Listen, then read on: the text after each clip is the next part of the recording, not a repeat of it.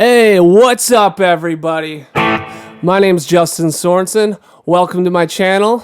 Today I'm going to talk about dialing in an HX Stomp preset, patch, whatever you want to call it. And I'm also going to be talking about IRs. I've got a couple that I've made myself, and we're going to be using them today. This right here, this is a Dumble preset that I've created. Played on a Reverend Rocco American, made in East Point, Michigan, with floating trem. Very rare. That's what I'm told anyway. But yeah, so we're going to be talking about IRs, how to dial in a HX Stomp patch / Helix patch. I think this would even go for the Pod Go. Yeah, just kind of like my process. Some of my tips and tricks, things that I've realized that kind of help streamline the process and just make it a little bit smoother and to get some decent results from. Yeah, and if you're interested in and you're liking these sounds and you don't really like doing the whole, creating your own thing, there's going to be a link in the description for a website to purchase these IRs and or the patches, and there'll also be other things you can check out on that website that you might be interested in. So yeah, right here, this is the Dumble.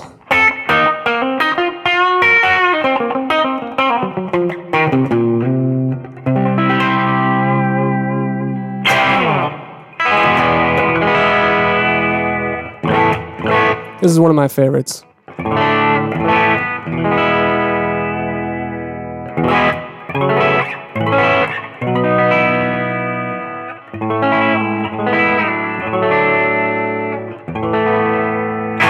Yeah, all right.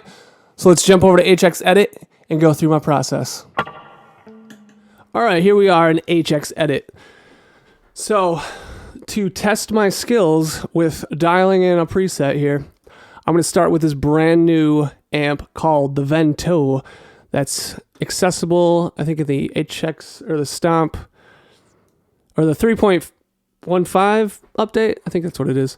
Anyway, it's the Ventoux. So we're going to go to Ventoux. I believe that's the way it's said or pronounced. And then I'm going to go into my IRs here. And scroll up here, Rainmaker. So yeah, this is one of my own IRs that's available for purchase. Link in the description. All right. So yeah, it looks like we got a pretty gainy amp here. A little bit gainier than I typically would use, but it's cool nonetheless. Let's first actually bump up this channel volume so I get some clean, just to make sure I'm hearing everything right. All right. Now to start out, I'm going to start out by bringing the master and the drive all the way down, zeroing those out. And now I'm going to take the hum and ripple all the way out. There we go. Now it's a perfect amp. An unreal perfect amp. Okay, so we're going to start with the drive, just kind of bump it up. And while I'm doing this is how technical I get around here. I'm just kind of making noise on the guitar to kind of, see when, at what point I start getting some signal. Because the two, they work kind of together.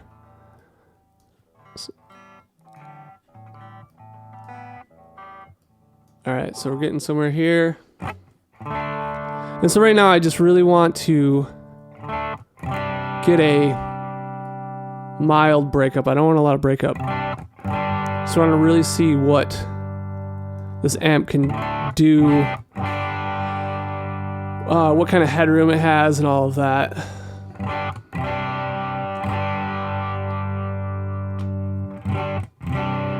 Oh, 1 second. I don't want any pedals affecting this tone.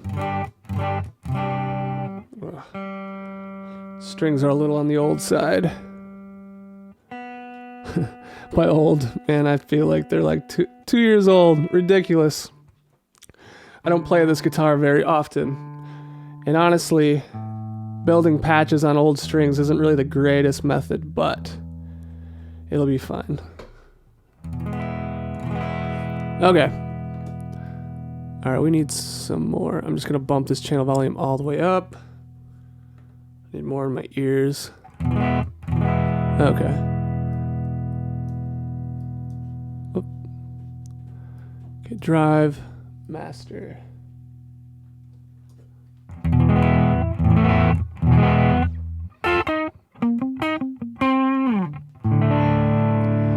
All right, so this amp, it's kind of got a lot of lows in there that it's cool, but when you're playing with a band, you want it to be able to cut through. And so this high pass filter is going to help us with that. So the bass, here it is. That's like probably about as bassy as this thing's going to go. And we're going to roll it up. Just kind of roll it till it just really starts to define and get clearer. I mean, you can do what you want, what kind of tone you're going after, but I typically like a nice tight sound, you know. I'm gonna go with that. And okay, I'm gonna also bring up some presence here. Actually, no, let's go to the depth. And honestly, the depth, I didn't read the manual, so I don't know exactly what this is supposed to do, but let's just kind of use our ears here.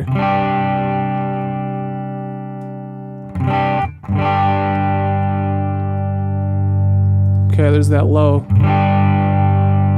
Oh, there's like a low mid kind of.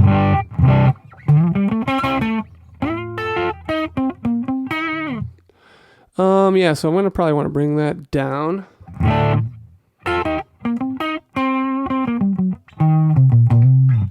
So yeah, I mean, I really just want like a nice, clean, tight sound, you know, not clean, but like, I just want to find the sweet spot on this amp with this IR, because you could be using different IRs and it could sound very different. Actually, let's go back to the IR for now. Let's do the low cut on this thing. That'll also help to tighten it up. So we're going to cut it at 80 Hertz on this specific speaker that I captured here. The usable frequency range is from 80 to like 6.5. So let's go to, I'm actually going to go to 7. I'm going to cut it down to 7. There we go. See, I mean, just those little tweaks, man, they just make it a little bit more, you know, special. So, all right, let's double check this depth again.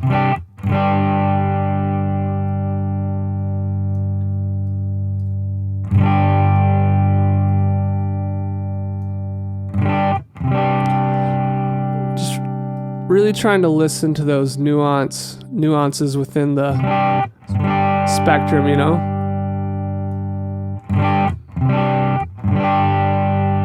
I think I'm gonna go with that. I don't want it to be too weak sounding, but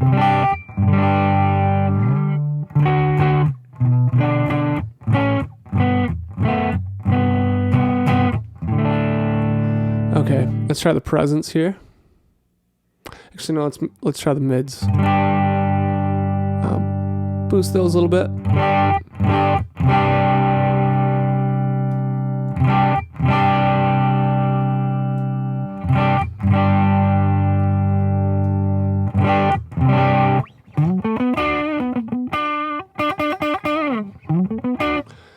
Okay.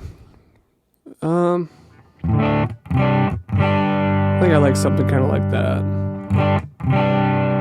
Cool. Let's try some presence. Just to add a little bit of sparkle. Alright. I think I'm going to stop right there and throw on a reverb. I just want to see what this sounds like with some reverb. And I'm going to just bring this mix back to about 25%.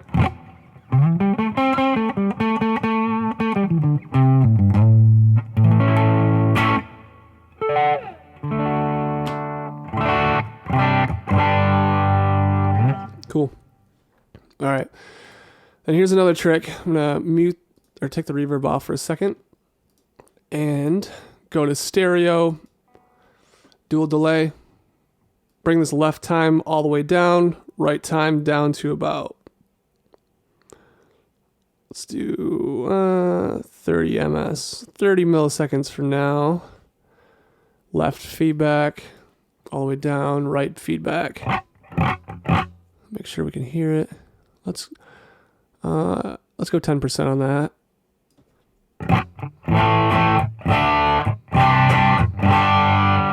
I'm going to bring this down to about 15 on the milliseconds for the right.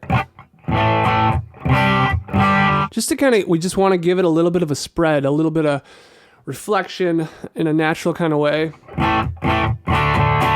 Adds a nice stereo sound to it. To me, it just makes a single amp, like a mono amp, not technically, it's not really in mono, but with these delay effects here, but it just gives like, if you're using just one amp, it just gives it some dimension, a little bit more of that amp in the room kind of vibe that you kind of miss from just playing direct with modelers like this. Okay, so we got left mix. I'm gonna take that down since we don't have anything going there anyway. 50%. Let's I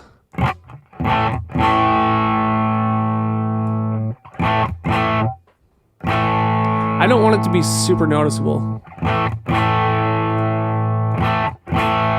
Just kind of adds a little something to it, you know?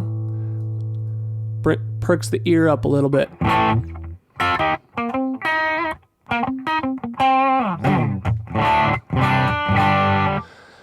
Let's stick with that. Throw the reverb back on.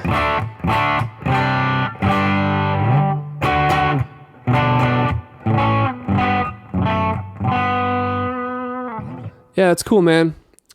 A very simple chain we got going on here. I mean, not very simple, but simple enough as far as these type of applications go.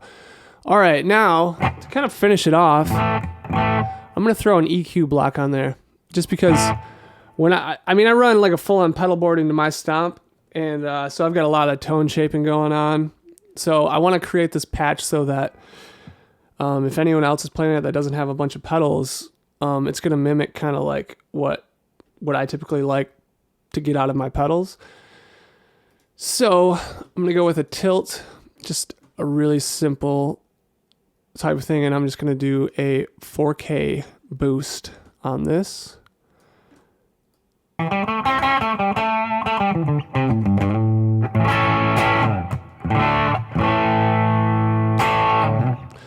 Yeah, and without.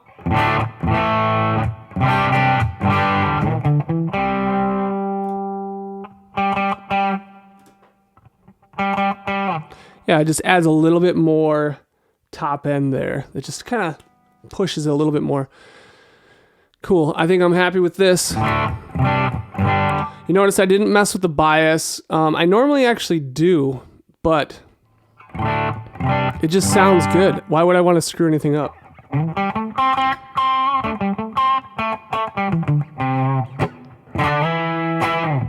All right, just to see what happens. All right, let's see. Bump this sag down.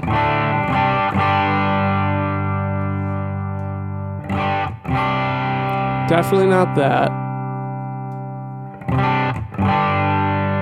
If anything, I like it lower on this particular model.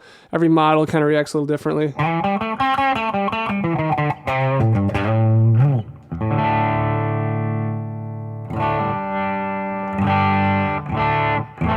Almost like it there. What is that? 2.3. Let's go back to 5.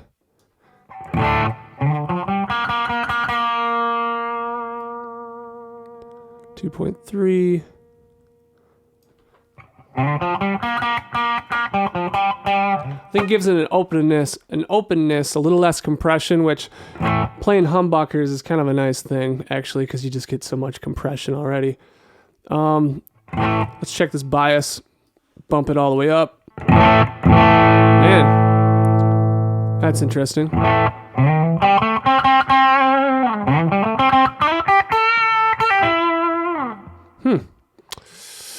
down. Sorry, I'm just playing like the same riff, but you know, it's not the flashiness right now. Really just trying to focus on response. Man, I like that. It's kind of giving it a little bit of more of a growl. There's a little bit more clarity that's popping up. And man,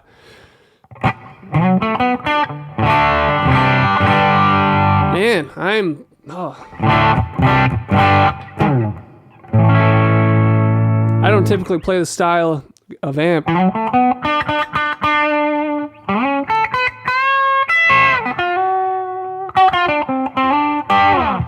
But I'm into this. This is cool.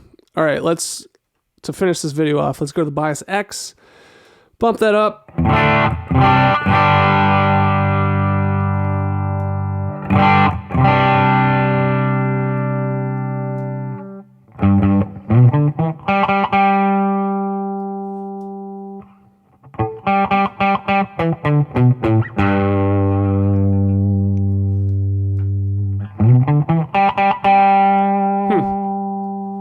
I feel like there's no wrong setting here. At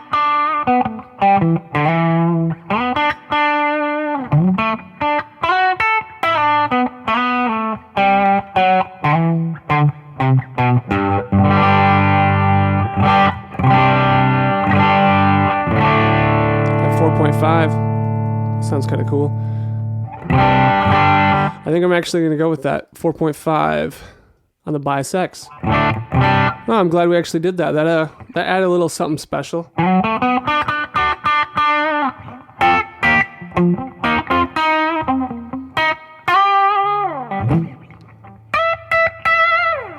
Cool. So yeah, that's my process, and I'm constantly fine-tuning it, just like I'm sure you guys are too. If you found this content helpful, like and subscribe to help out the YouTube algorithm. And yeah, stay tuned. I hope to be putting out more videos kind of like this. This was a little bit more free form and not super structured, but I just kind of wanted to, you guys to be able to see like in real time, like the process that I've been going through recently in building out these presets. So hope you enjoy and see you next time.